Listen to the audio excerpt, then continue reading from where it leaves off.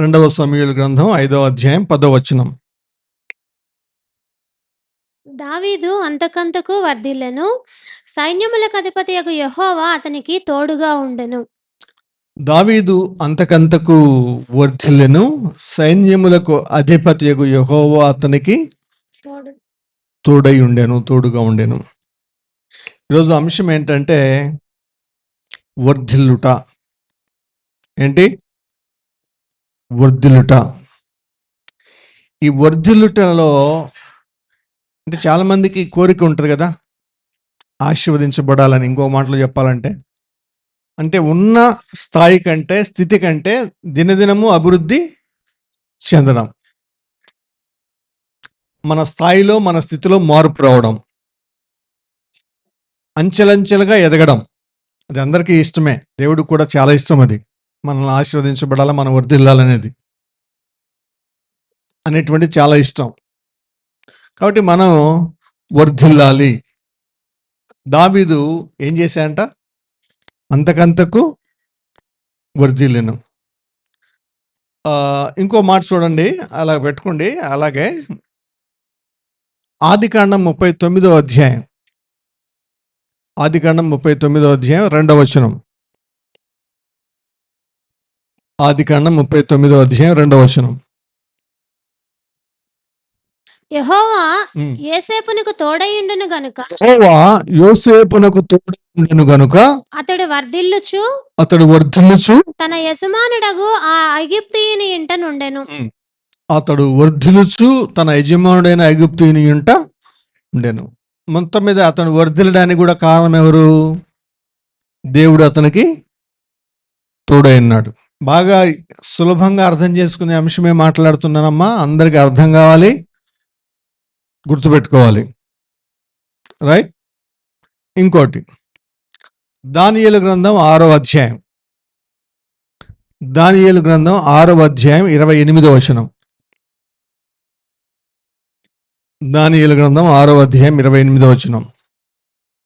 ఈ దానియేలు దర్యావేషు ప్రభుత్వ కాలమందును పారసీకుడగు కోరేషు ప్రభుత్వ కాలమందును వర్ధిల్లెను. ఈ దానియేలు దర్యావేషు కాలంలో వర్ధిల్లాడు, కోరేషు కాలంలో కూడా వర్ధిల్లాడు. నెబుకద్నెజరు కాలంలో వర్ధిల్లడం మొదలుపెట్టాడు. కోరేషు కాలం వరకు, అంటే తన ముగింపు వరకు వర్ధిల్లుతూనే ఉన్నాడు. Amen. Praise the Lord. Hallelujah. Right. ఇంకొకరు, ఎస్తేరు గ్రంథం 9వ అధ్యాయం 4వ వచనం. ఈరోజు బైబిల్ ఫటాఫట తీస్తానే ఉండాలి కదా, ఎక్కువ లేదులే, ఒక 15-20 రెఫరెన్స్లు. మొర్దెకై రాజు యొక్క నగరులో గొప్పవాడాయను. ఈ మొర్దెకై అనువాడు అంతకంతకు గొప్పవాడగుట చేత అక్కడ కూడా వర్ధిల్లడమే చూస్తాం. అంతకంతకు గొప్పవాడగుట చేత అతని కీర్తి సంస్థానములన్నిటి యందు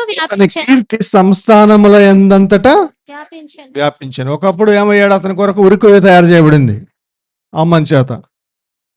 కానీ అదే ఉరికొయ్యకు హామాను వేలాడదీయబడ్డాడు. ఇప్పుడేమో మొర్దెకై ఏమో గొప్పవాడయ్యాడు. ఎంత గొప్పవాడయ్యాడు అంటే ఆయన పేరు ఎంతవరకు వ్యాపించింది? 127 సంస్థానాలకు వ్యాపించింది. ఇప్పుడు సరే, రెఫరెన్స్లు చెప్పకుండా ఎంతమందిని చెప్పాము ఇప్పుడు? ఎవరెవరు?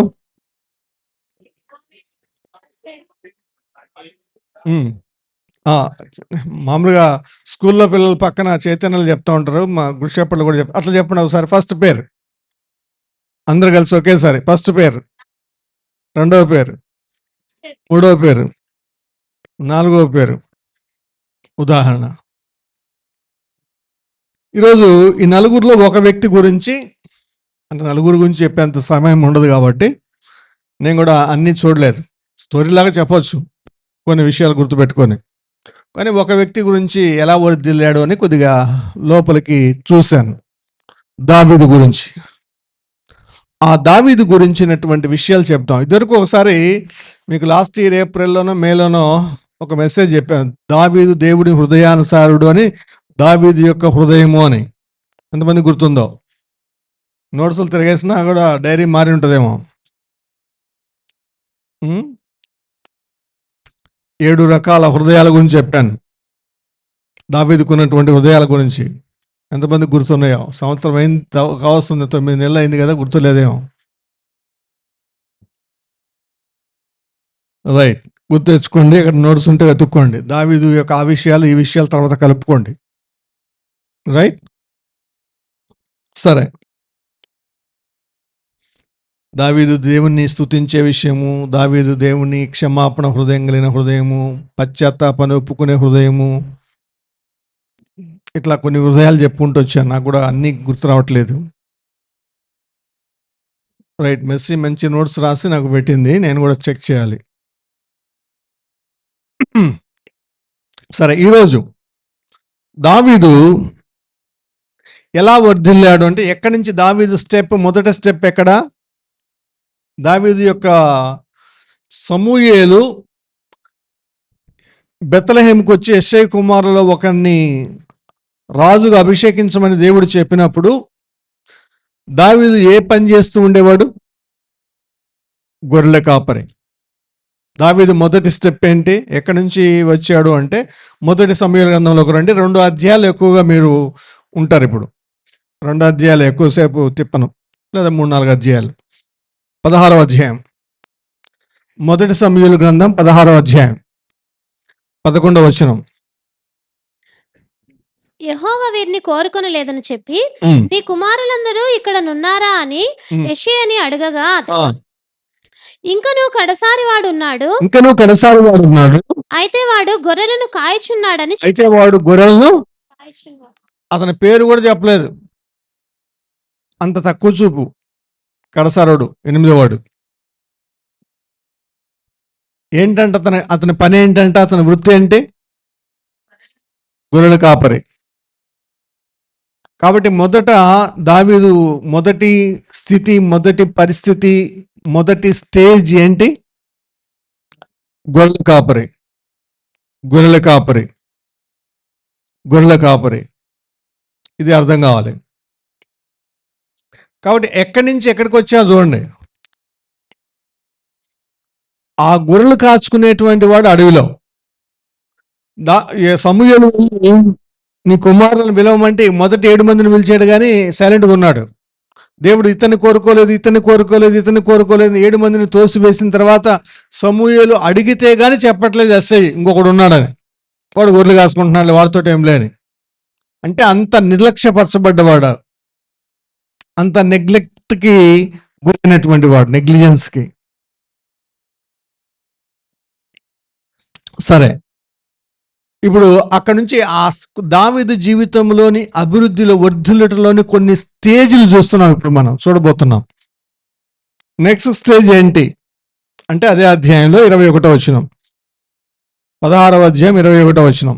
దావీదు సౌలు దగ్గరికి వచ్చి అతని ఎదుట నిలవబడగా, అతని యందు సౌలుకు బహు ఇష్టము పుట్టెను.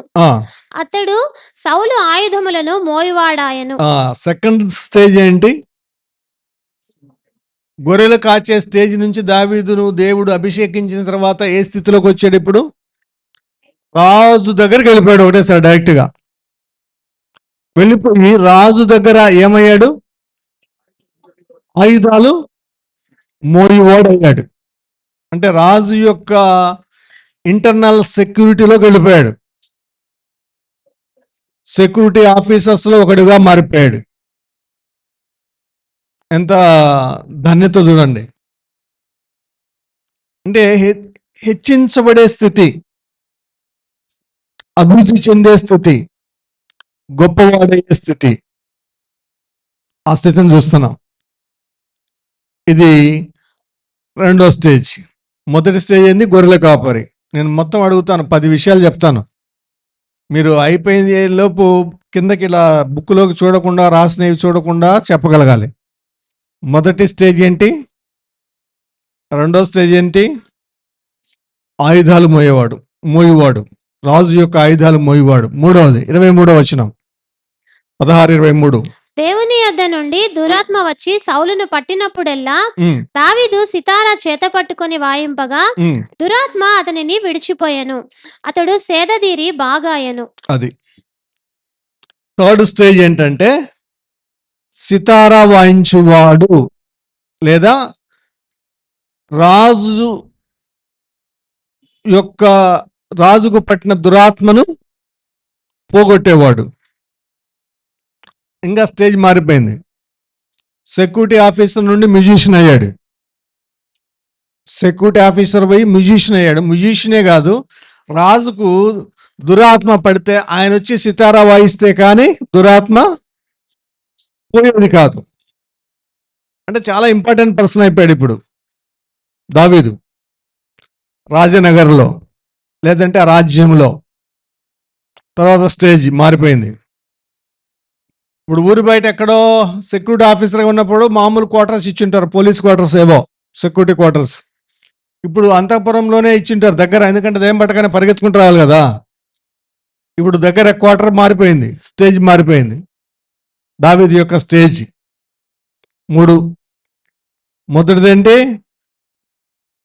రెండవది ఏంటి, మూడవది ఏంటి, సితారా వాయించేవాడు. ఇప్పుడు 4వది మొదటి సమూయేలు గ్రంథం 18వ అధ్యాయానికి వద్దాం.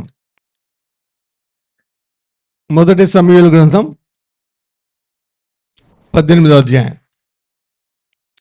ఈ 18వ అధ్యాయంలో 3వ వచనం.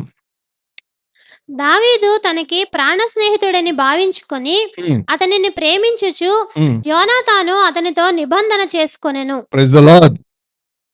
ఇప్పుడు దావీదు ఏమయ్యాడంటే సౌలు రాజు యొక్క కుమారుడైన యోనాతానుకు ప్రాణ స్నేహితుడయ్యాడు. ఇది 4వది. ఏమయ్యాడు? ఎవరికి?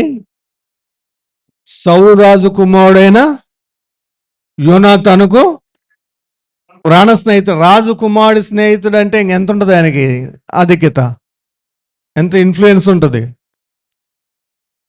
ఇప్పుడు మనోళ్ళు మామూలు ఒక సిఐ కొడుకు ఫ్రెండ్ అయితేనే ఊరుకోరు, ఎమ్మెల్యే కొడుకు ఫ్రెండ్ అంటే ఇంకా అసలు రెచ్చిపోతారు. మినిస్టర్ కొడుకు, ఇంకా సీఎం కొడుకు అయితే భూమి మీద నడవలేరు. అటువంటిది ఇప్పుడు రాజు కొడుకే, రాజు కొడుకే ఫ్రెండ్ అంట. రాజు కొడుకే ఫ్రెండ్ ఎలా ఉంటుంది? అంతే, అటువంటి ఆధిక్యతకు వచ్చాడు. 4వది ఏంటంటే యోనాతానుకు ప్రాణ స్నేహితుడు, లేదా రాజు కుమారుడైన యోనాతానుకు ప్రాణ స్నేహితుడు. Praise the Lord. హల్లెలూయా. అంటే స్టేజీ మారుతా ఉందా లేదా? రాను రాను గొప్పవాడు అవుతున్నాడా లేదా? అంటే ఎందుకని గొప్పవాడు అవుతున్నాడు? దేవుడు అతనికి, గుర్తుపెట్టుకోండి, దేవుడు అతనికి తోడై ఉన్నాడు కాబట్టి. లాస్ట్లో చూద్దాం దేవుడు ఎందుకు తోడై ఉన్నాడు. ఇది 4వది. 5వది, 5వ వచనమే. మొదటి సమూయేలు 16-18 కదా, 18వ అధ్యాయం 5వ వచనం.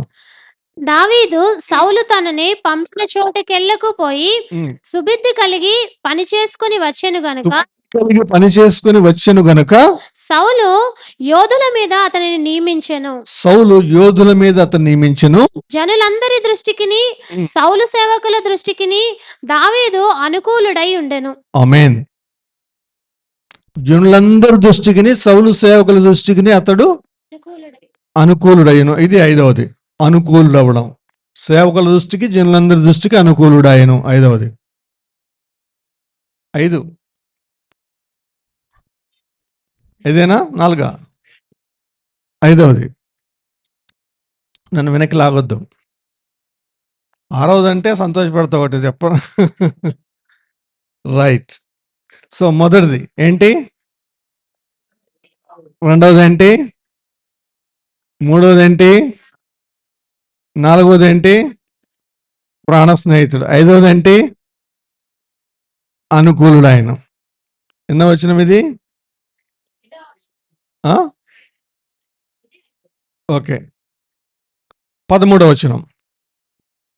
కాబట్టి సౌలు అతని తన యొద్ద నుండనీయక సహస్రాధిపతిగా చేసెను. Praise the lord.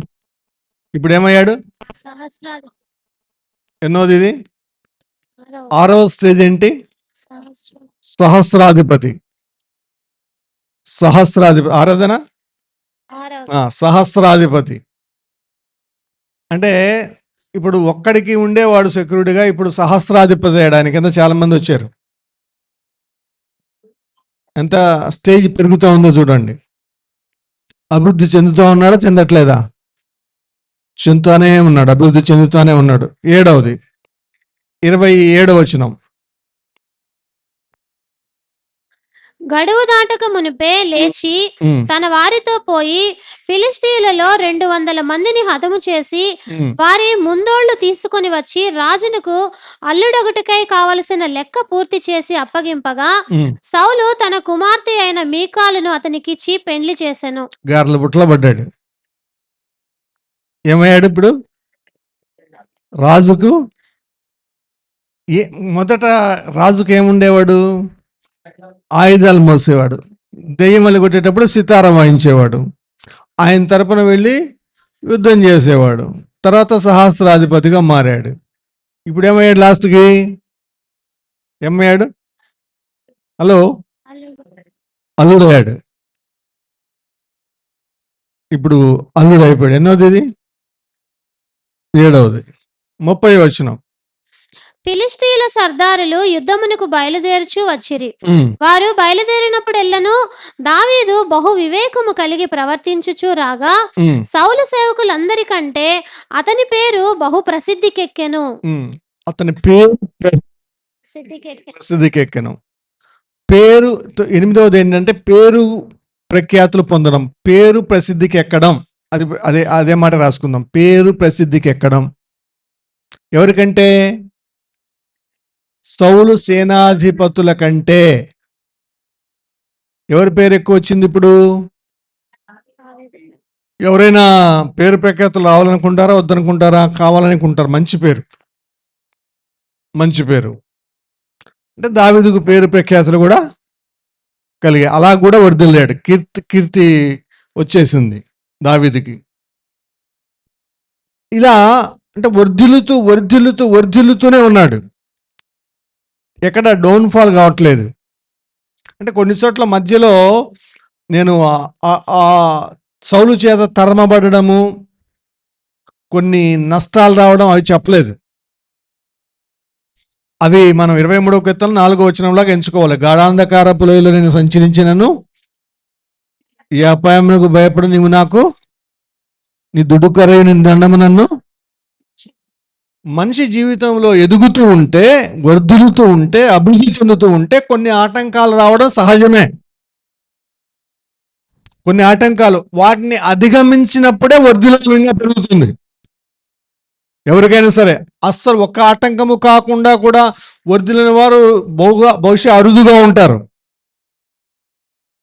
ఎవరైనా కదిలియండి, వర్ధిల్లిన వారు, సక్సెస్ అయిన వారు, ప్రాస్పర్ అయిన వారు, వారి సాక్ష్యాలు వినండి.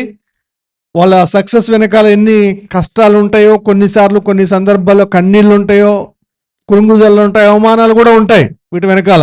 అవి దావీదు జీవితంలో కూడా లేకపోలేదు. అయితే ఇక్కడ మనం అభివృద్ధి చెందినటువంటి విషయాలను పరిగణనలోకి తీసుకొని ప్రోత్సహించబడాలి. ఆ విధంగా మంచి పేరు ప్రఖ్యాతులు కూడా దావీదు సంపాదించుకున్నాడు. ఇప్పుడు 2వ సమూయేలులోకి వద్దాం. 2వ అధ్యాయం 2వ సమూయేలు 2వ అధ్యాయం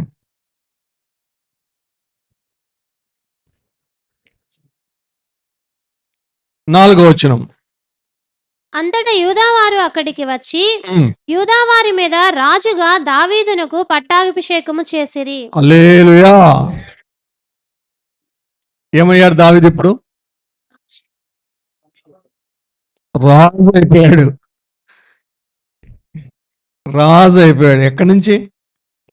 ఇప్పుడు చెప్పండి. Number 1, number 2, 3, 4, 5, 6. ఏంటి 6 ఏంటి? సహస్రాధిపతి. 7 అల్లుడు, 8, 9 రాజు. Praise the Lord. హల్లెలూయా. మనం చెప్పగలం అట్లా? వర్ధిల్లత, అభివృద్ధి, ఆశీర్వాదం. ప్రారంభం నాది స్వల్పమే గాని ఇలా దేవుడు దీవించాడు, హెచ్చించాడు, ఘనపరిచాడు, ఆశీర్వదించాడు అని చెప్పేటువంటి సాక్ష్యం మనకుందా? అలా అలా ఆశీర్వాదాన్ని జ్ఞాపకం చేసుకుంటూ రావాలి. అక్కడే 2 సమూయేలు 5:3 చదవండి. ఇది కూడా 9వ దాంట్లోకే. మరియు ఇశ్రాయేలు వారి పెద్దలందరూ హెబ్రోనులో రాజునొద్దకు రాగా రాజైన దావీదు హెబ్రోనులో యెహోవా సన్నిధిని వారితో నిబంధన చేసెను గనుక ఇశ్రాయేలు వారి మీద రాజగుటకై వారు దావీదునకు పట్టాభిషేకము చేసిరి. ఆమేన్. హెబ్రోనులో దావీదుని ఏం చేశారు? రాజుగా ఉండడానికి పట్టాభిషేకం చేశారు. చక్రవర్తి అయిపోయాడు. ఇప్పుడు ఒక దేశానికి రాజుగా ఉండాల్సినోడు కొన్ని దేశాలకు చక్రవర్తిగా మారాడు తర్వాత రోజుల్లో. చిన్న దేశానికి రాజుగా ఉండాల్సినోడు గొప్ప చుట్టుపక్కల దేశాలు స్వతంత్రించుకునే పరిస్థితికి వెళ్ళిపోయాడు. అభివృద్ధి, హెచ్చించడం, దేవుడు తోడుగా ఉండడాన్ని బట్టి ఆశీర్వాదం వెంట ఆశీర్వాదం. అందుకే దావీదు అనుకుంటా, నా బ్రతుకు దినంలో నీ కృపాక్షేమములే నా వెంట వచ్చును, ఆశీర్వాదాలే నా వెంట వస్తాయి అని దావీదు అంత ఖచ్చితంగా చెప్పగలడు, నిశ్చయంగా చెప్పగలడు. దేవునికి మహిమ అది.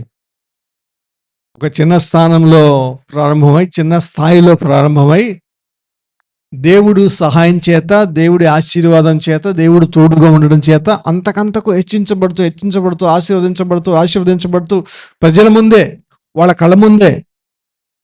బహుశా దావీదును గొర్రెలు కాపరిగా చూస్తున్న వాళ్ళు అదే కళతో రాజుగా చూసిన వాళ్ళు కూడా ఉంటారు. ఒక జనరేషన్లోనే కాబట్టి మార్పు అంతా. ఒక వ్యక్తికి దేవుడు ఉండే ఆశీర్వాదం ఇది. ఒక వ్యక్తి దేవుని యొక్క ఫేవర్ని సంపాదించుకుంటే ఉండే ఆశీర్వాదం ఇది. ఎంత గొప్ప ఆశీర్వాదమో! అది చాలా ప్రాముఖ్యమైనది. రైట్. 10వది అక్కడ చెప్పి మనం మిగతా విషయంలోకి వెళదాం. 2 సమూయేలు 23వ అధ్యాయం. 2 సమూయేలు 23వ అధ్యాయం 1వ వచనం. దావీదు రచించిన చివరి మాటలు ఇవే. యెషయి కుమారుడగు దావీదు పలికిన దేవోక్తి ఇదే. యాకోబు దేవుని చేత అభిషక్తుడై మహాధిపత్యము నొందినవాడును, ఇశ్రాయేలీల స్తోత్ర గీతములను మధురగానము చేసిన గాయకుడు నగు దావీదు పలికిన దేవోక్తి ఇదే. గాయకుడయ్యాడు. ఏమయ్యాడు? రాజుతో ఆగిపోలేదు. అంటే సెక్యులర్ గా బాగున్నాను కదా, నేను రాజు కదా, గొర్రెల కాపని రాజు ఉన్నాను కదా ఆగిపోలేదు. ఏమయ్యాడంటే దేవుణ్ణి మహిమపరిచేటువంటి ఒక గొప్ప గాయకుడు అయ్యాడు. చాలా మంది రాజుతో ఆగిపోతారు. మనం కూడా ఉద్యోగంతో ఆగిపోతాం. చిన్నప్పటి నుంచి భక్తి బాగానే ఉంటుంది. దేవుడు ఆశీర్వదించి ప్రార్థన ఆలకించి, తల్లిదండ్రుల ప్రార్థన, సంఘ ప్రార్థన మొత్తం మీద ఆలకించి ఉద్యోగం ఇచ్చాయనుకోండి, అయిపోయింది, ఇంకా క్లోజ్. ఇంకా దేవుని పని చేసేదే లేదు. చిన్నప్పుడు సండే స్కూల్లో మంచిగా పాడి ఉంటారు. ఇప్పుడు పాటలు పాడరు, సాక్ష్యం చెప్పరు, సువార్తకు వెళ్ళరు. దేవుని మందిరానికి ఏదో శరీరాన్ని తెచ్చి కొద్దిగా గంట లేటుగా తెచ్చి అక్కడ పడేసి ఏదో ఓపిక తీసుకెళ్ళిపోతారు. ఏమంటామంటే దేవుడు ఏమన్నా ఇవ్వనే సెక్యులర్గా మనకి ఏ ప్రొఫెషనల్లో కన్నా మనల్ని రాణించేలా చేయని, అది ఏ ఉద్యోగమైనా కానీ. అయితే అదే సమయంలో దేవుని కొరకంటూ జీవించేది కూడా ఒకటి ఉండాలి. దేవుని మహింపరిచేటువంటి తలాంతు ఏదో ఇచ్చి ఉంటాడు దేవుడు నీకు, కృపకి ఇచ్చి ఉంటాడు. ఆ తలాంతును, ఆ కృపని దేవుని యొక్క మహిమ కొరకు ఉపయోగించాలి. దావీదు రాజుగా అయ్యాను కదా, నేను బిజీగా ఉన్నాను కదా, నేను రాజ్యాలను జయించాలి కదా, ఇంతమంది సైన్యం ఉన్నారు కదా, నా కాడ ఇంతమంది పని మనుషులు ఉన్నారు కదా, వాళ్ళతో పాడిస్తా. గాయకులు నియమించాడు, కానీ ప్రధాన గాయకుడుగా దావీదు పాటలు వ్రాసాడు, పాడాడు, నాట్యం చేశాడు, ఆలోచించాడు, దేవుని కనపరిచాడు, దేవుని మహింపరిచాడు.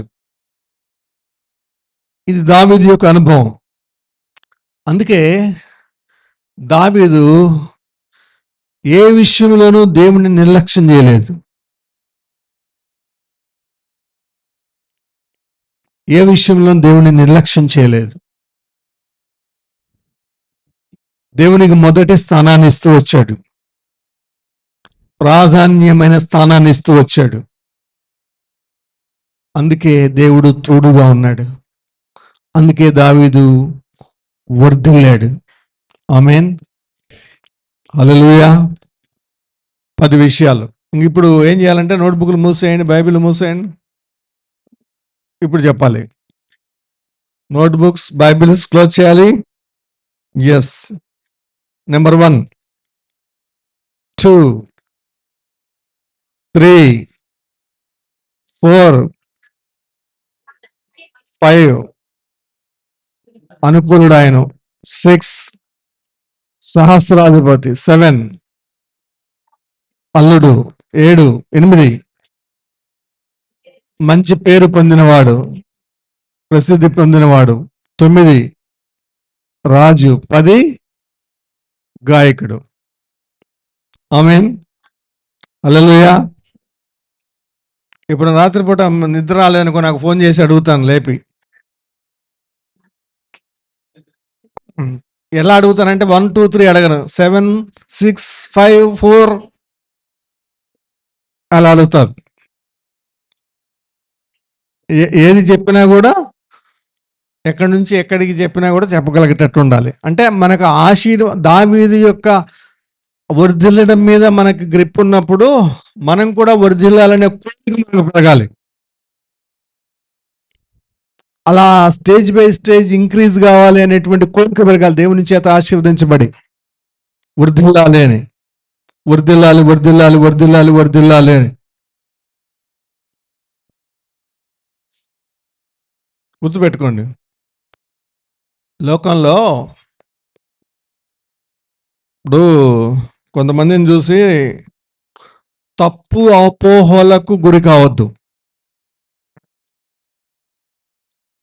ఇప్పుడు కొంతమంది మీరు అనొచ్చు, లోకస్తులు కూడా వర్ధిల్లుతున్నారు కదండి అని.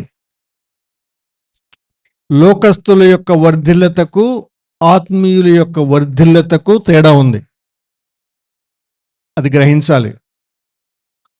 లోకస్తులు ఎంత వర్ధిల్లినా చివరికి అలెగ్జాండర్ ఏమన్నాడు? 2 చేతులు సమాధి పెట్టలోంచి బయట పెట్టేసి ఏమన్నాడు? నేను ఈ లోకంలోకి వచ్చినప్పుడు ఏం తీసుకురాలేదు, వెళ్ళేటప్పుడు ఏమీ తీసుకువెళ్ళలేదు. కొంతమంది ఏమంటారంటే, ఈ ఊర్లో చూడండి క్లర్క్ ఒక ఆయన సైకిల్ మీద మోసే ఆయన ఇప్పుడు 2 కాలేలు పెట్టాడని. అట్లాంటి ఉదాహరణలు తీసుకోవద్దండి. అని మంచిదే, కానీ కొన్నిటికి పరిమితం చేసుకోండి అవి.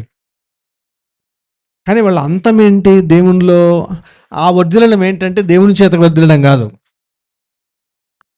రకరకాల ఆ వర్ధిల్లతో రకరకాల కారణాలు ఉంటాయి. ఏముంటాయి? మోసం ఉంటుంది, అబద్ధం ఉంటుంది, పాపం ఉంటుంది, కొంతమందిని తొక్కేయడం ఉంటుంది, కొంతమందిని అణిచేయడం ఉంటుంది, కొన్ని ఆక్యుపై చేసుకోవడం ఉంటుంది, కొన్ని గ్రాబింగ్ ఉంటుంది. ఇవన్నిటితో పెద్దోళ్ళు అవుతారు. అటువంటిది కాదు ఇది. దావీదు అలాగేం చేయలేదు, గుర్తుపెట్టుకోండి.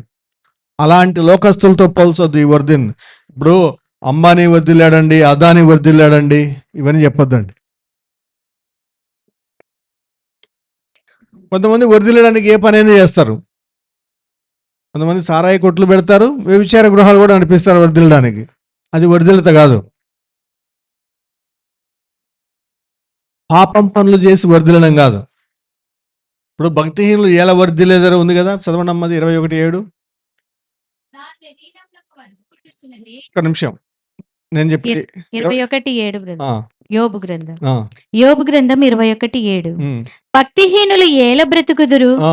వారు వృద్ధులై బలాభివృద్ధి ఏలనొందుదురు. బలాభివృద్ధి ఏలనందుదు. యోబు 21:7 ఎప్పుడు గుర్తుపెట్టుకోండి, ఇక్కడ నుంచి 7 నుంచి 13 వరకు భక్తిహీనుల యొక్క వర్ధిల్లత ఇక్కడ ఉంది. ఇప్పటి వరకు భక్తి పరుడైనటువంటి వర్ధిల్లత గురించి చెప్పాను, యోబు గురించి, దావీదు గురించి. ఇక్కడ యోబు ఏం మాట్లాడుతున్నాడంటే భక్తిహీనుల యొక్క వర్ధిల్లత గురించి చెప్తున్నాడు. ఆ, వారుండగానే వారితో కూడా వారి సంతానము, ఉమ్, వారు చూచుచుండగా వారి కుటుంబము ఉమ్, స్థిరపరచబడుచున్నది. ఉమ్. వారి కుటుంబములు భయమేమియూ లేక ఏం భయం లేకుండా ఉన్నవి. క్షేమంగా ఉన్నాయి.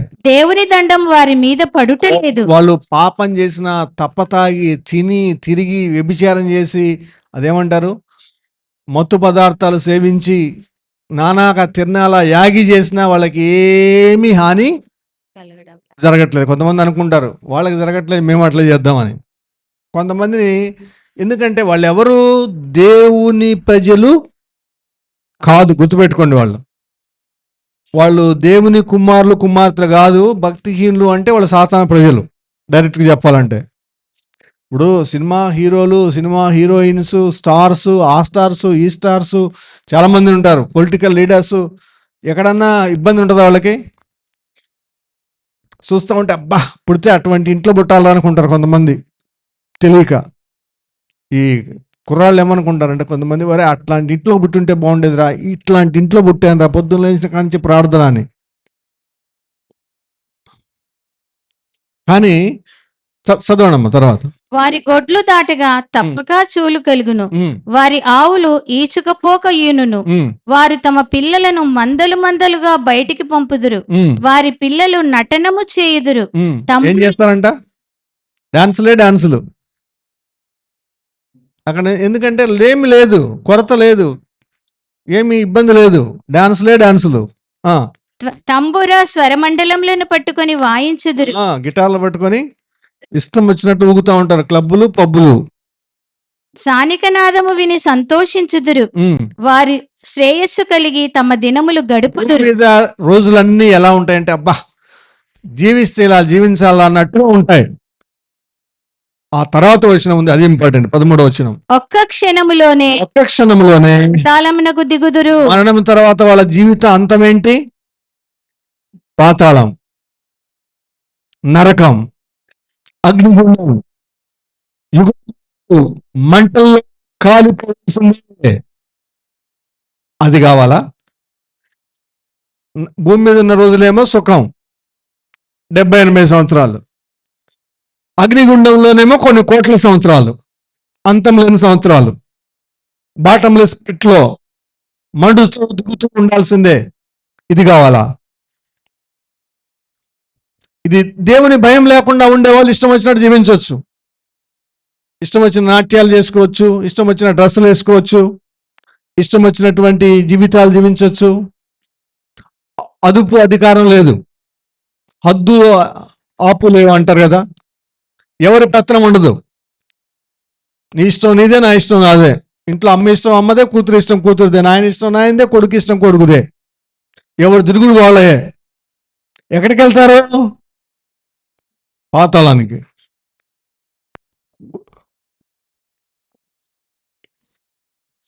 గుర్తుపెట్టుకోండి, జాగ్రత్తగా ఆలోచించండి.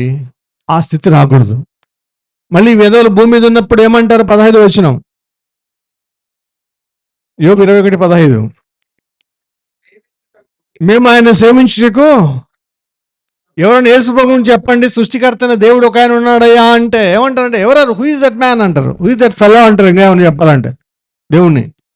మేము ఆయన సేవించడానికి సర్వశక్తి గలవాడెవడు, మేము ఆయన గురించి ప్రార్థన చేయటం చేత మాకు ఏమీ లాభం. ప్రార్థన చేస్తే లాభం కలగాలి. మన వాళ్ళకి ఏం కలగాలి? వెంటనే భూమి మీద లాభం కలగాలి. ముక్కు మూసుకొని ప్రార్థన. చాలామంది ఈ ఇళ్లలో చూస్తూ ఉంటాం, ప్రార్థన చేస్తున్నాం, ఏం జరిగింది అబ్బా మన ఇంట్లో అని. ప్రార్థన ఎప్పుడు వృధా కాదు. ప్రార్థన చేస్తున్నారు కాబట్టి నువ్వు ఈరోజు సజీవ లెక్కలో ఉన్నావు, నువ్వు ఈరోజు బతికున్నావు, కాళ్ళు చేతులు విరగకుండా ఉన్నావు, రోగం రాకుండా ఉంది. క్షేమంగా ఉన్నావు, ఆరోగ్యంగా ఉన్నావు, ఉన్నత స్థితిలో ఉన్నావు. ఏమి కాపాడుతా ఉన్నాయి? దేవుడు కాపాడుతా ఉన్నాడు. వాళ్ళు చేసే ప్రార్థనలు కాపాడుతా ఉన్నాయి. అర్థం చేసుకోవాలి. కొంతమంది భార్య భర్తలు కొట్లాడుకుంటూ ఉంటారు. నువ్వు ప్రార్థన చేస్తే వచ్చింది, నువ్వు ప్రార్థన చేస్తే వచ్చిందని. నువ్వు ప్రార్థన ఎవరో ఒకరు చేయని, భర్త చేయని, భార్య చేయని, పిల్లలు చేయని గాక. అది ప్రార్థన ఖచ్చితంగా ఆశీర్వాదమే కానీ నష్టం కాదు, లాభం కోసం కాదు. ప్రార్థన దేవునితో సహవాసం కోసం, దేవుని సన్నిధి కోసం. అంత మాత్రమే కాదు, మనకు తెలియకుండా ఆశీర్వాదాలు వస్తూ ఉంటాయి. కాబట్టి ఇది ఈ రకంగా వర్ధిల్లే వారి గురించి నేను మాట్లాడలేదు. అర్థమైందా? ఈ రకంగా వర్ధిల్లేటువంటి వారు వర్ధిల్లడం అంటే భక్తిహీనుల యొక్క వర్ధిల్లత కాదు, భక్తి పరుల యొక్క వర్ధిల్లత.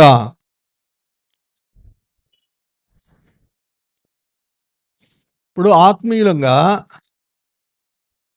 మనం వర్ధిల్లాలంటే, అయ్యా నేను కూడా వర్ధిల్లాలంటే ఏం చేయాలి అని ఎవరిని అడిగారు అనుకో, మొదటి స్టెప్ ఏంటి అంటే యెహోషువ 1:8. యెహోషువ గ్రంథం 1 అధ్యాయం 8 వచనం చదవండి.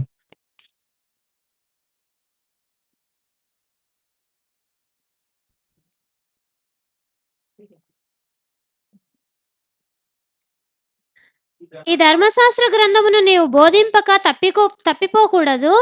దానిలో వ్రాయబడిన వాటన్నిటి ప్రకారము చేయుటకు నీవు జాగ్రత్త పడినట్లు దీవారాత్రము దాన్ని ధ్యానించిన ఎడల నీ మార్గమును వర్ధిల్ల చేసుకొని చక్కగా ప్రవర్తించెదవు. ఆమేన్. నీ మార్గమును వర్ధిల్ల చేసుకొని చక్కగా అంటే ఏం చేయాలంటే, అప్పుడు నీ మార్గం వర్ధిల్లాలంటే ఏం చేయాలి? ఈ ధర్మశాస్త్ర గ్రంథమును ధ్యానించాలి. ఆమేన్. హల్లెలూయా. ఈ సమస్య ఎంత అయిందంటే, ఉండేదేమో మన చేతుల్లో ఉంది ఆశీర్వాదం. ఆశీర్వాదం అంతా బైబిల్ గ్రంథంలో రాసి పెట్టాడు దేవుడు, మన చేతులకు ఇచ్చాడు. అయితే ఏం చేస్తున్నారంటే, వాళ్ళకు ఫోన్లు చేస్తారు, వీళ్ళకు మెయిల్స్ పెడతారు, ఏమేమో చేస్తూ ఉంటారు. ఎక్కడెక్కడో ఎవరి చేతనో ప్రార్థన చేయించుకుంటే మనకు ఆశీర్వాదం వచ్చిద్దని.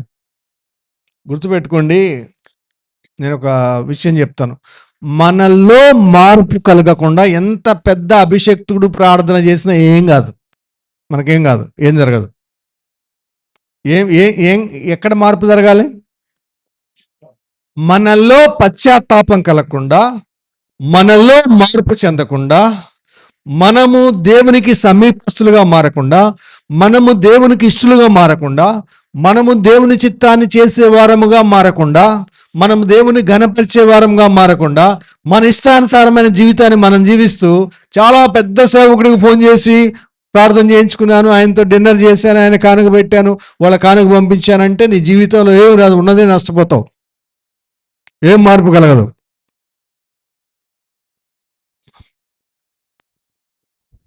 కాబట్టి ఏం కావాలి నీకంటే అపొస్తలుల బోధ కావాలి. ఇప్పుడు ఇలాంటి బోధ, నిన్ను సరిదిద్దే బోధ, నిన్ను హెచ్చరించే బోధ, నీకు బుద్ధి చెప్పే బోధ. అది ఎక్కడ దొరుకుతుంది అంటే, అది వాక్యాన్ని ధ్యానిస్తూ ఉంటే దేవుడు నీతో మాట్లాడతాడు, దేవుడు నిన్ను దర్శిస్తాడు, దేవుడు నిన్ను సరిచేస్తాడు, దేవుడు నీకు బుద్ధి చెప్తాడు. రెండో, సంఘానికి వస్తూ ఉంటే సంఘంలో జరుగుతుంది. వాక్యాన్ని ధ్యానించాలి. అందుకే మొదటి కీర్తనలో 3వ వచనం ఏమంటుంది? యెహోవా ధర్మశాస్త్రమందు ఆనందించుచు దివారాత్రములు దాన్ని ధ్యానించువాడు ధన్యుడు. దేని యందంటే ఆనందించాలి? చదవండి అది. యెహోవా ధర్మశాస్త్రమునందు ఆనందించుచు దివారాత్రము దానిని ధ్యానించువాడు ధన్యుడు. దేని మీద ధ్యానం ఉంది రాత్రిపూటలు చెప్పండి? దివారాత్రం సెల్ ఫోన్ పట్టుకోకుండా పడుకునే వాళ్ళు ఎంతమంది? రాత్రి నిద్రపోక ముందు, పోయిన తర్వాత సెల్ ఫోన్ టచ్ చేయకుండా నిద్రపోయే వాళ్ళు ఎంతమందో? కష్టం. సెల్ ఫోన్ లేనివాళ్ళు ఒకటి, 2 నెట్లు లేనివాళ్ళు, ఇంకా అరుదుగా కొంతమంది ఉంటారు మనవర్లాగా ఎవరన్నా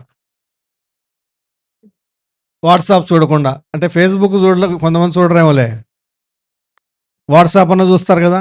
కనీసం వాట్సాప్ ఫేస్బుక్ చూడకపోతే మళ్ళీ యూట్యూబ్ అన్న చూస్తారు కదా.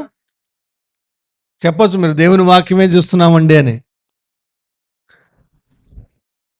బైబిల్ చదివి ప్రార్థన చేసుకొని, ప్రార్థన బైబిల్ వాక్యంతో అదే ధ్యానిస్తూ, ఇప్పుడు దావీదు అంటాడు కదా, మంచం మీద పడుకుండి నేను దేవుని యొక్క వాక్యాన్ని ధ్యానిస్తున్నప్పుడు నాకు కృప మీద దొరికినట్లు ఆయనని 63వ అధ్యాయాలు అంటాడు కదా. అలా ధ్యానిస్తూ పడుకునే వాళ్ళు ఎంతమంది?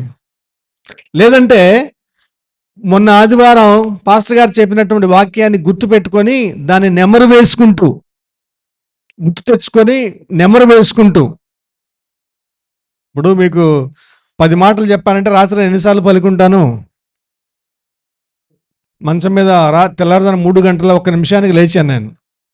లేచిన వెంటనే రాత్రి 10 పాయింట్స్ ఒకసారి మళ్ళీ మనసులో నెంబర్ 1, 2, 3, 4, 5, 6, 7. నా దగ్గర ఏమంటే నాకు తెలుసుగా, పేపర్ ఉండదు, ఇక్కడ ఏముండదు, ఉంటే పాస్టర్ గారి దగ్గర ఉంటుంది, మర్చిపోతే చెప్పమ్మా అని. ఒక్కోసారి రాసుకొని వస్తా, ఒక్కోసారి రాసుకొని రాను. చెప్పాల్సిందే.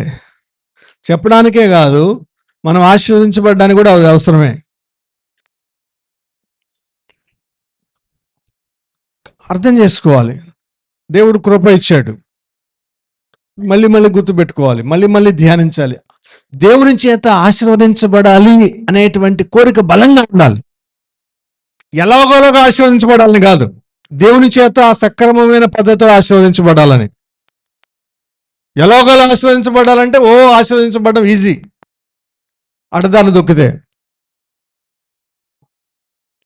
దొక్కితే ఈ రోజుల్లో ఉన్నంత సులభమైన పద్ధతులు ఇంకో రోజుల్లో లేవు. అన్నీ ఉన్నాయి ఈజీ మోసం చేసే పద్ధతులు. కానీ దేవుని చేత ఆశీర్వదించబడే విధానం చాలా కఠినంగానే ఉంటుంది, కష్టంగానే ఉంటుంది. అయినా దీవించబడాలన్నప్పుడు కొంతకాలం మనం దేవుని యొక్క ఆ యొక్క అడుగుజాడలో నడిస్తే ఖచ్చితంగా ఆశీర్వదించబడతాం, దీవించబడతాం, ఆ స్థితిలోకి రాగలగాలి. కాబట్టి దేవుని యొక్క వాక్యాన్ని ధ్యానించాలి, రెండవది 92వ కీర్తన 13వ వచనం.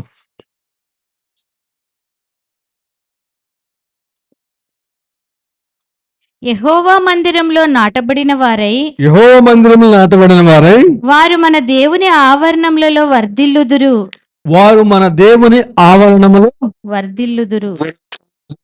ఎవరు వర్ధిల్లుతారు? యెహోవా మందిరములో నాటబడిన వారు. మొదటగా ఎవరు? దేవుని యొక్క ధర్మశాస్త్రాన్ని ధ్యానించిన వారు వర్ధిల్లుతారు. ఇంకెవరు వర్ధిల్లుతారు? మందిరములో నాటబడిన వారు. యాడ్ నాటపడుతున్నారు? ఈరోజు వస్తే మళ్ళీ 3 నెలలకు రారు, నెలకు రారు, ఇష్టం వచ్చిన రోజు వస్తారు సంఘానికి. నాటపడుతున్నారా? వార నియామక కూడికలకు వస్తున్నారా?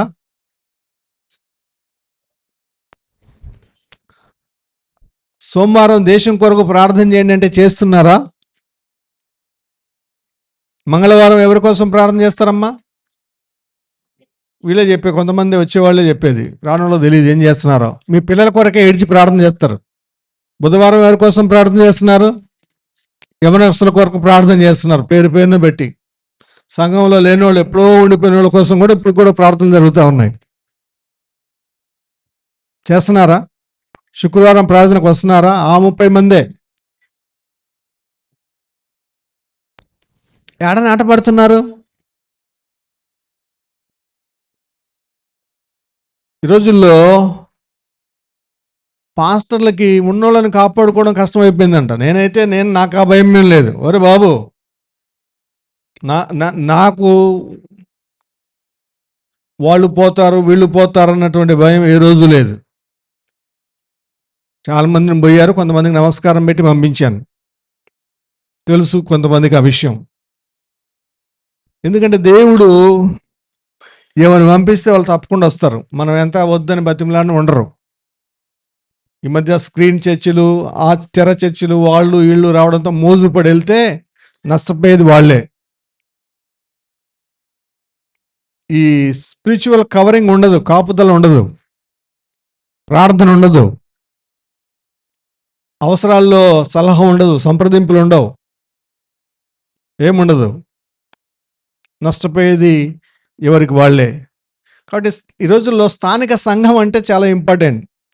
నేను ఒక ప్రశ్న అడుగుతాను చాలామందికి. మామూలుగా మీరు కూడా ఎప్పుడైనా సరదాగా మాట్లాడండి. పిల్లల్ని స్కూల్కి పంపించాలంటే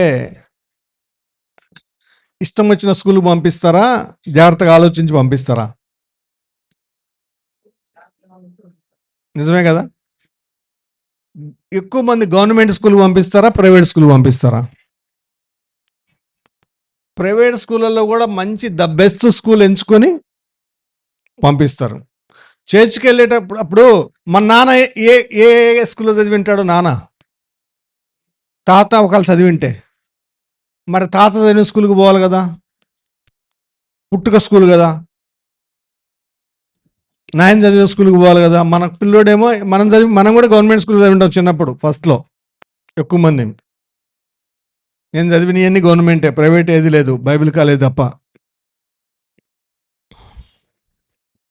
కానీ మన పిల్లలు మాత్రం ఏ స్కూల్కి వెళ్ళాలి? ప్రైవేట్ స్కూల్కి. కానీ చర్చ్ దగ్గరకు వచ్చేసరికి ఎంపికలు ఏంటంటే ఇంటి పక్కన ఉందా, ఎక్కువ మంది వెళ్తున్నారా లేదా, సమాధులకు స్థలం ఉందా లేదా, చచ్చిపోయినాక దాని గురించి ఎక్కువ బాధ, సమాధుల తోట ఉందా లేదా, మా అవ్వగారి మా నాయనగారి మా జేజి గారి చర్చ్ ఏంది, మా బంధువులు ఉన్నారా లేదా, ఇవన్నీ ఆలోచిస్తారు. కానీ పరలోకపు బోధ ఎక్కడ ఉంది, పరలోకాన్ని గురించి ఎక్కడ చెప్తున్నారు, రాజీ పడని బోధ ఎక్కడుంది, అపోస్తలుల బోధ ఎక్కడుంది, తప్పు చేస్తే హెచ్చరిక ఎక్కడుంది, దిద్దుబాటు ఎక్కడుంది, గద్దింపు ఎక్కడుంది, ఏముండాలి వాక్యంలో? అపోస్తలుల బోధ ఏముండాలంటే అపోస్తల కార్యం 2:42 ప్రకారం అపోస్తలుల బోధ ఎందును, సహవాసం ఎందును, రొట్టె విసుట ఎందును, ప్రార్థన ఎందును. అపోస్తలుల బోధ అంటే ఏంటి? హలో, ఏంటది? వాక్యమును ఉన్నది ఉన్నట్టుగా. ఇప్పుడు కొంతమంది వాక్యం రెఫరెన్స్ చదివిన తర్వాత లాస్ట్ వరకు ఎవరో ఒకరి గురించి చెప్తానే ఉంటారు. 3-4 పిట్టకథలు ఉంటాయి. ఇక్కడ ఏ కథ ఉన్నా బైబిల్లో కథే ఉంటుంది, కానీ వేరే కథ ఉండదు. అపోస్తలుల బోధలో బైబిల్లో గురించిన కథే ఉంటుంది, వేరే కథలు ఉండవు. మనుషుల కథలు ఉంటే కూడా చాలా స్వల్పంగానే ఉండాలి, అదే లాగకూడదు. అపోస్తలుల బోధ ఏం చేస్తుందంటే నొప్పి తీస్తుంది. వాక్యం చెప్పిన తర్వాత ఉంటుంది. 2:38 అపోస్తలుల కార్యం 2:38 చదవండి. 37 బ్రదర్. వారి మాటలు విని నొచ్చుకొని ఎక్కడ ప్రసంగం చేసిన తర్వాత వాళ్ళకి ఎక్కడ నొప్పి పుట్టింది? హృదయం నొప్పి పుట్టింది. ఇప్పుడు 4 జోకులు వేసి 4 పెట్టకథలు చెప్పి 4 నవ్వించి పంపించడం కాదు వాక్యం. నీకు దేవునికి మధ్యలో ఏది అడ్డంగా ఉందో అది చెప్పి, నీకు బాధ అయినా సరే. ఇప్పుడు మంచి డాక్టర్ అయితే ఇప్పుడు ఏం చేస్తాడు? ఆపరేషన్ చేసేటప్పుడు నొప్పి పుడుతుందా పుట్టదా అని చెప్పేసి నీకు నొప్పి లేకుండానే చేయాలంటే అవుతుందా? వైద్యం చేసేటప్పుడు ఎక్కడో చోట ఇంజెక్షన్ చేస్తే నొప్పి పుడుతుంది. ఇప్పుడు ఆపరేషన్కి మత్తు మంది ఇవ్వాలంటే ఏం చేయాలి? ఇంజెక్షన్ చేయాలి. మరి ఇంజెక్షన్ నొప్పి పుడుతుందా లేదా? నేను కంటి ఆపరేషన్ 4 సార్లు చేయించుకున్నాను. ఈ కింద ఎముక మీద, ఈ పై ఎముక మీద ఒక బలమైన సూదితో గట్టిగా, ఒకసారి అయితే చాలా స్మూత్గా పొడిచింది ఒక ఆమె, అనస్థీషియా డాక్టర్ గారు. రిస్ట్కి వాళ్ళు ఒక నేమ్ ప్లేట్ పెడతారు, అది చదివి పాస్టర్ గారు అండి మీరు పాల్గారండి, ఓ నైస్ అండి, అదండి ఇదండి అని మాట్లాడుకో, small injection I will give you, it won't much pain, అది ఇది అని చెప్పేసి బాగా ప్రిపేర్ చేసి ఇచ్చింది. రెండవ వచ్చేసి Paul bear it, you have to bear it, much pain will be there అని పొడిచింది ఆమె. ఆ మాటల్లో కరుగుదనం ఉంది, పొడుపులో కూడా. అందుకేనేమో ఏదో బాధపడినా రెండోసారి, మళ్ళీ థర్డ్ టైం బతిమలాడుకున్నాను, చాలా బాగా చేశారు. తర్వాత నాకు ఇంకొక సర్జరీ కూడా అయింది, ఇరిథ్రోస్ స్ట్రిక్చర్ అని. ఆ స్ట్రిక్చర్ సర్జరీ చేసేటప్పుడు డాక్టర్ శాంతిరాజు గారని అనస్థీషియా డాక్టర్, క్రిస్టియన్ డాక్టర్. నాకు సర్జరీ చేసిన డాక్టర్లు ఇద్దరు కూడా క్రిస్టియన్సే. ఆండ్రూస్ గారు, ఆయన ఏం చేశారంటే ఆయన స్నేహితుడికి పరిచయం చేశాడు, పాస్టర్ గారు ఈయనకి మన ఇద్దరం కలిసి సర్జరీ చేద్దామని. తీసుకెళ్తే ఆయన చాలా స్మూత్గా డీల్ చేసి సువార్త విషయాలు చెప్పుకుంటూ, ఎలా సాక్ష్యం అడుగుతూ, చిన్న ఇంజెక్షన్ అండి అని చిన్న ఇంజెక్షన్ ఇచ్చి, తర్వాత కొద్దిగా పెద్ద ఇంజెక్షన్ దీనికి నొప్పి కలగదని ఇచ్చి, మొత్తం మీద ఆ చిన్న ఇంజెక్షన్ చిన్న నొప్పి ఉంటుంది. సరే, ఈ గద్దింపులు, ఈ హెచ్చరికలు అవసరమే. దేవుని ఎదుట మిమ్మల్ని పరిశుద్ధులుగా నిలబెట్టాలంటే ఇది అవసరమే. కొలస్సీ 1:28 చదవండి. కొలస్సీ 1:28 పౌలు ఏమంటాడు?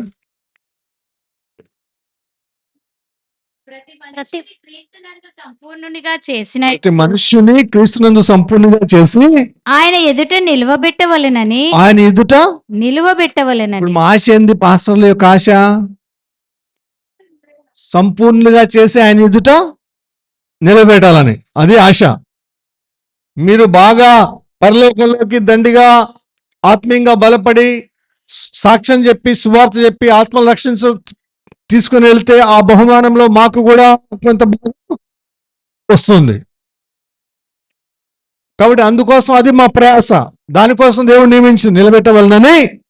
సమస్త విధములైన జ్ఞానముతో మేము ప్రతి మనుష్యునికి బుద్ధి చెప్పుచు. ఏం చెప్పుచు? సంఘంలో నాటబడిన వాళ్ళకి ఏం చెప్పాలి? హలో, బుద్ధి చెప్పాలి. కొంతమందికి నచ్చదే. కొంతమంది, నాకేమైనా మీ మీద కోపం అమ్మ, ప్రతి వారం టయానికి రండి రాకపోతే కొనగడం, నాకు మీకేమైనా గట్టు తగాదాలు ఉన్నాయా? ఏం లేవు. కానీ ఈరోజు మొదటి సిస్టర్స్ పాట పాడుతూ ఉంటే, రెండో పాట ప్రేమ్ పాడుతూ ఉంటే, మూడో పాట సుమంత్ లీడ్ చేస్తూ ఉంటే ఎంత బాగుండింది. నేనైతే సంతోషిస్తూ ఉన్నాను. లేట్గా వచ్చిన వాళ్ళకి ఆ సంతోషం లేదు. నష్టం ఎవరికి? రానోళ్ళకే. ఎవరి నష్టం వాళ్ళకి. మీరు అనుకుంటారు అదేమంటారు, తంబు లేదని, బయోమెట్రిక్. కానీ దేవదూతలు మన బయోమెట్రిక్ని ఏం చేస్తారు? స్కాన్ చేస్తుంటారు. మనం వెళ్ళి మామూలుగా అయితే ఏం చేయాలి? మిషన్ మీద వేయాలి, లేదంటే ఫేస్ యాప్ ఇట్లా పెట్టుకొని వేసుకోవాలి. ఈ రెండు అక్కర్లేదు. మనకు కనపడని కెమెరా ఏదో ఉంటుంది అక్కడ గేట్లో, మనకు కనబడని దేవదూతలు అక్కడ ఉంటారు. వాళ్ళు మన పిక్చర్స్ ఆటోమేటిక్ మిషన్తో తీస్తూ ఉంటారు, పరలోకానికి సెండ్ చేస్తూ ఉంటారు. దాన్ని బట్టి అక్కడ కంప్యూటర్లో మారుతూ ఉంటాయి, బ్లెస్సింగ్స్ వస్తూ ఉంటాయి. మనకే నష్టం. అంతవరకు మాత్రం చెప్పగలను, అర్థం చేసుకోండి. కాబట్టి మందిరములో నాటబడిన వారై వర్ధిల్లాలంట. తర్వాత కీర్తన 36:8, కీర్తన 36:8.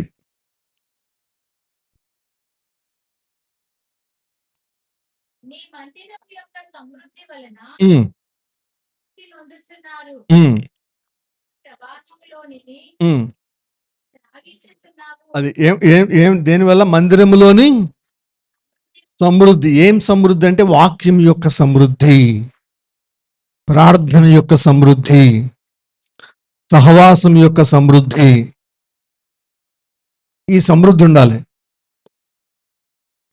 ఏ మందిరంలో అయితే వాక్యం యొక్క సమృద్ధి ఉంటుందో ఆనంద ప్రవాహంలో వారు నడిపించబడతా ఉంటారు, ఆనంద ప్రవాహంలో. కాబట్టి వాక్యం యొక్క సమృద్ధి అవసరం. ఈ వాక్యం యొక్క సమృద్ధిలో కూడా ఎప్పుడు భూమి మీద విషయాలే కాదు, పరలోక విషయాల మీద, భూమి మీద విషయాలు కొంతవరకు చెప్పుకుంటూ ఆ వైపు నడిపించాలి. దేవుడు అబ్రాహామును కనాను వైపు నడిపించినట్టుగా, ఇశ్రాయేలును కనాను వైపు నడిపించినట్లుగా ఈ యొక్క విశ్వాసులు కూడా పరమ కనాను వైపు నడిపించేటువంటి బోధ ఉండాలి. అది వాక్యపు యొక్క సమృద్ధిగా ఉండాలి. ఆ విధంగా దీవించబడాలి. ఆమేన్. హల్లెలూయా. కాబట్టి ఈరోజు గుర్తుపెట్టుకోండి, ఆ విధంగా ఆశీర్వదించబడాలి, ఆ విధంగా దీవించబడాలి. చేయాలంటే ఇంకొక విషయం ఏం చేద్దామంటే 1 యోహాను 3వ అధ్యాయం, ఇది మనకు అందరికీ తెలిసిన వచనమే, 2వ వచనం. 1 యోహాను 3వ యోహాను 2వ వచనం. యోహాన్ రాసిన 3వ పత్రిక 2వ వచనం. అదే అమ్మా.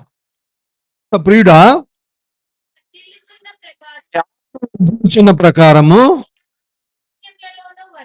నీవు అన్ని విషయంలోనూ వర్ధిల్లుచు సౌఖ్యముగా ఉండవలనని ప్రార్థించుచున్నాను.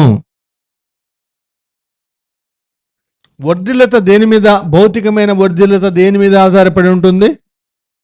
ఆత్మీయమైన వర్ధిల్లత మీద. అర్థం చేసుకోండి.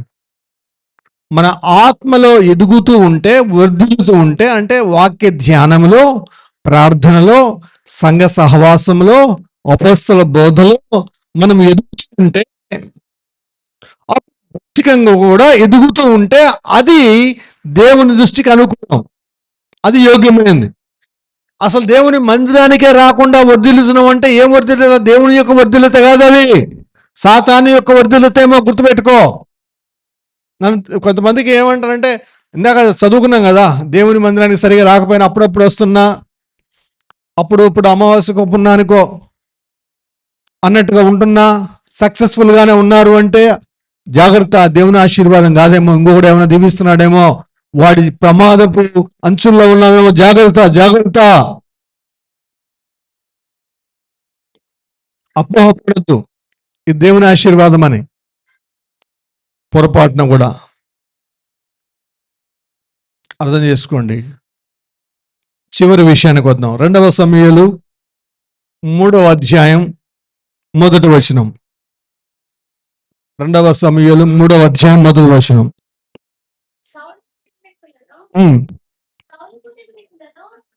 ఎవరన్నా 20 నిమిషాలు టైం జంప్ చేయించారమ్మా.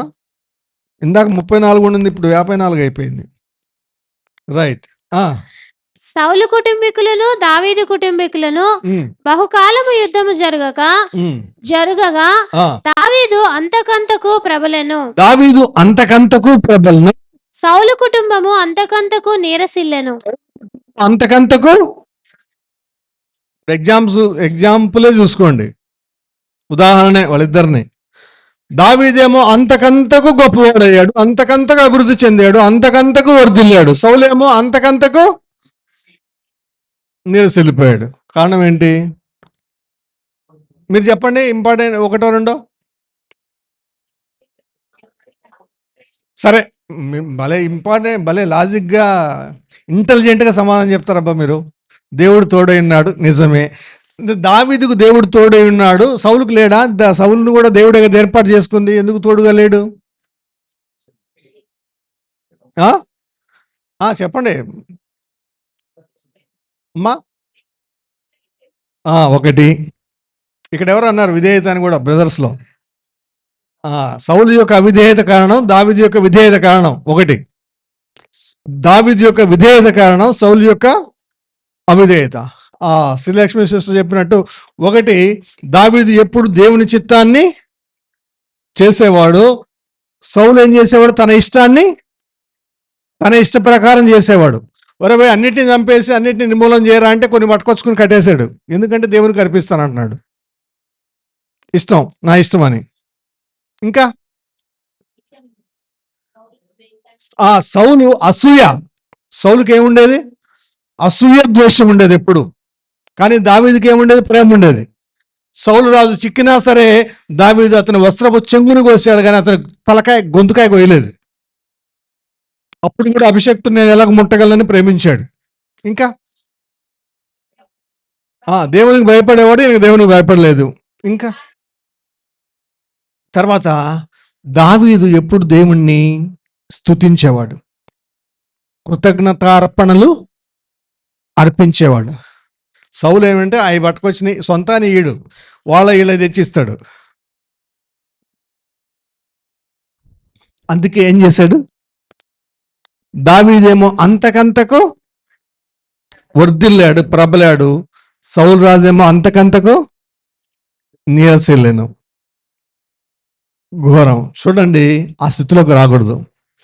చిన్న స్థాయిలో మొదలైతే, నేను నా గురించి చెప్పాలనుకున్నాను కానీ సాక్ష్యం ఇంకా టైం అయిపోయింది. నా సైకిల్తో ప్రారంభమైంది, ఇన్నోవాతో కొనసాగుతూ ఉంది. Praise the lord.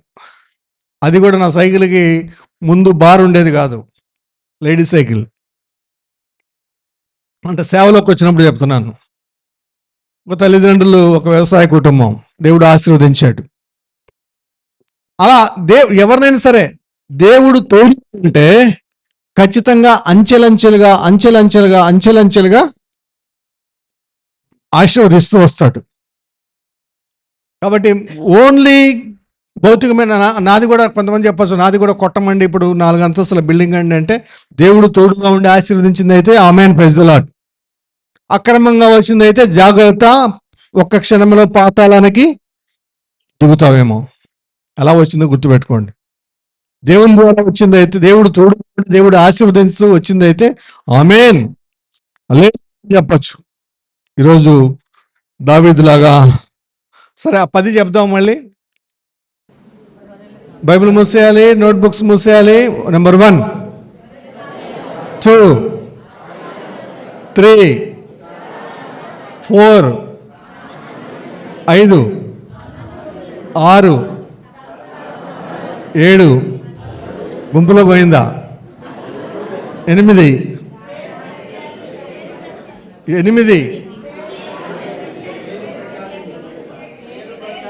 ఓకే, 9, రాజు అయ్యాడు, 10. ఆమేన్. తల వంచుకుందాం, ప్రార్థన చేద్దాం.